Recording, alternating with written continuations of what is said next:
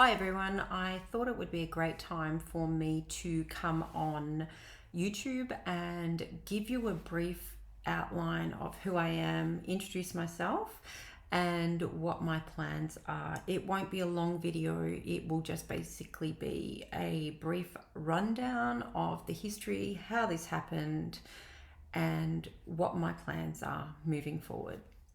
So, my name is Jodie Windley, and I have a diverse background in a lot of different industries.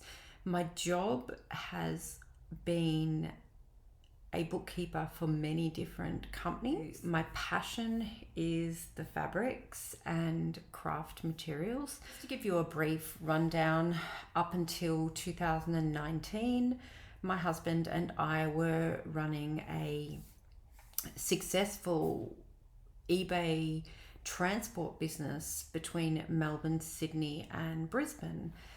And the sales plummeted. And then randomly, I received a phone call out of the blue from Current Affair. I actually thought it was a bit of a joke, and I'm like, is someone playing games with me? So the short story is, and I will link the video down below to the Current Affair interview.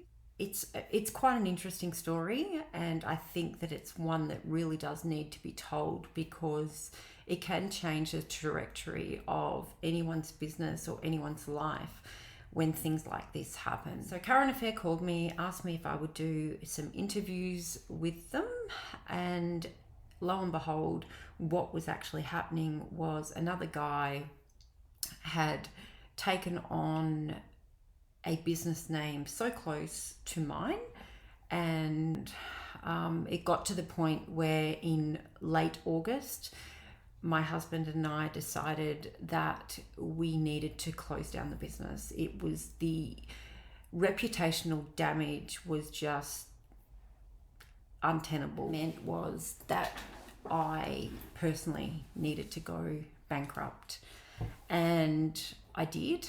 And the day after we closed, I was headhunted by a company called Moval, which is spelled Muval, and they asked me to come and work for them. And they asked me to come and work for them as their national customer service. And then I just spiraled out of control, and I had a nervous breakdown, and I was off work for 2 years. I just obviously couldn't cope with the fact that I just lost my business of like 12 years.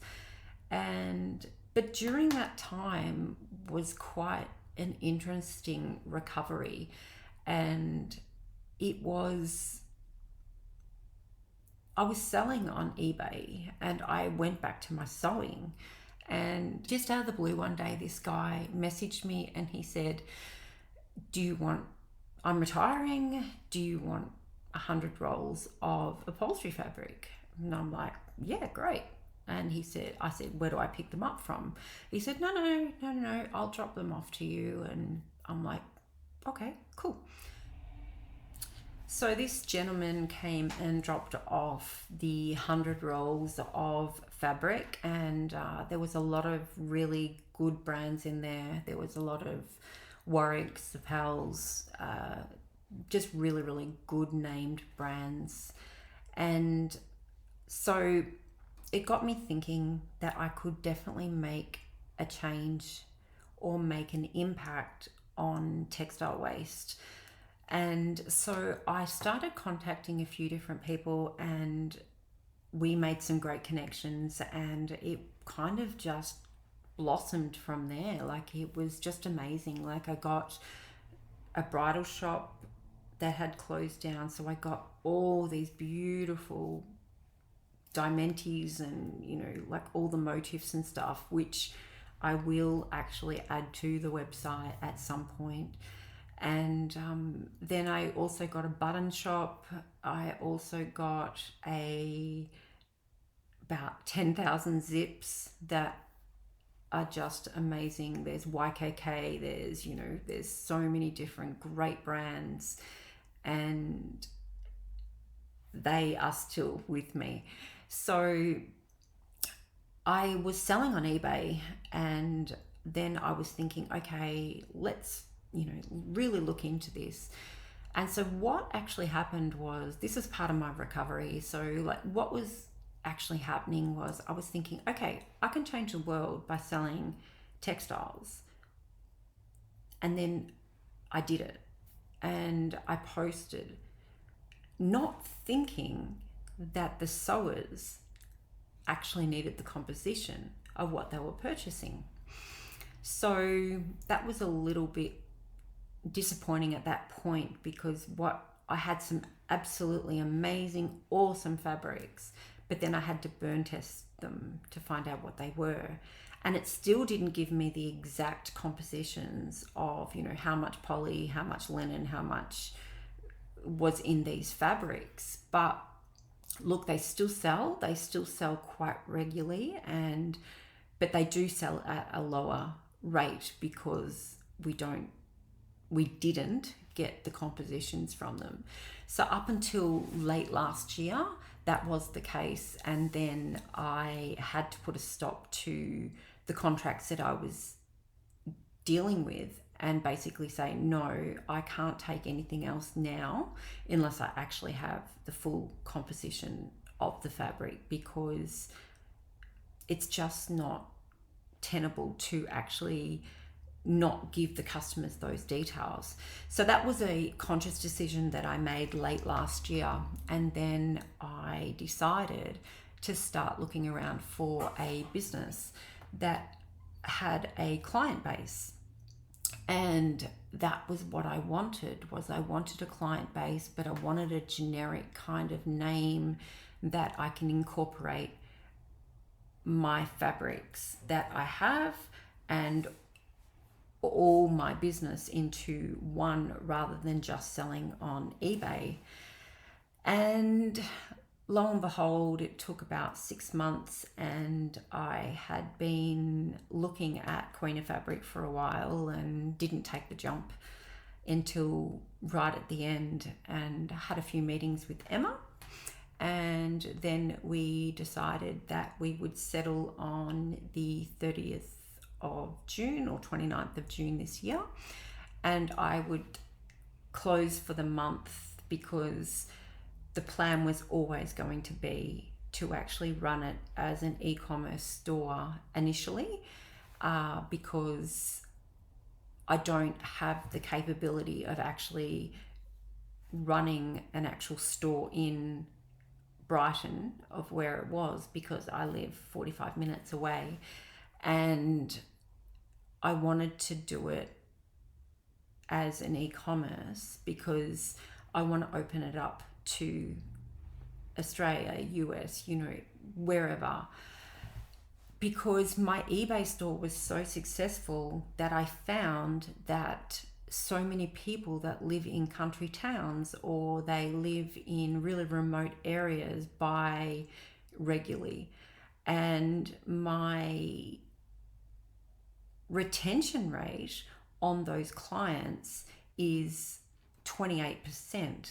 So I thought, let's develop on that. And unfortunately, that is going to, not be for everybody that was a Queen of Fabric customer. And I get that. I totally understand. A lot of people do like to go into the shops and touch, feel, look. But at this stage, I'm not there. And I will endeavour to enhance the website as much as I possibly can. There will be so much clearance stuff that will be going on that may not be quilting fabrics, or it may not be quilting related, but it will be some opportunities to open the market up to other kind of fabric users, such as bag makers and bridal and all these different things. And you know, the feedback that I'm getting so far has been absolutely amazing. So I'm really, really happy to open that up.